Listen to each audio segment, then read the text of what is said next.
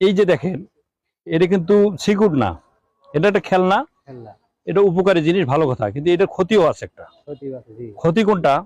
এখন মনে করেন আপনি আসতেছেন, এই আপনার কানে দিয়েছেন, দেখেন কি জিনিস দিয়েছেন, হ্যাঁ। এইটার কারণে আপনি তো গান শুনতেছেন, এদিকে যাচ্ছেন, পিছন দিক থেকে আরেকটা লোক ধাক্কা দিব।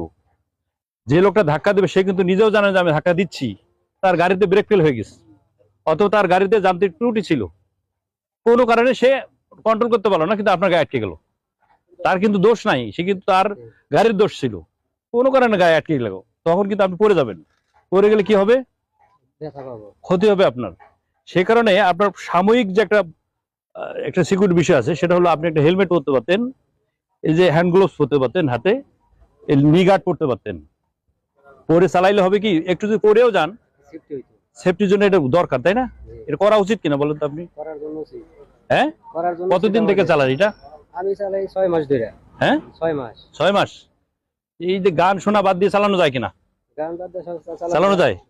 হেলমেট দিয়ে চালানো যায় কিনা? হেলমেট দিয়ে চালানো যায়। নি গার্ড পরে চালানো যায়। চালানো যায়। এটা কি উপকার না ক্ষতি বলেন? এটা উপকার। হ্যাঁ, আমাদের সেফটির জন্য একটা উপকার। উপকার না? তাহলে এইরকম অনেকেই তো চালায়।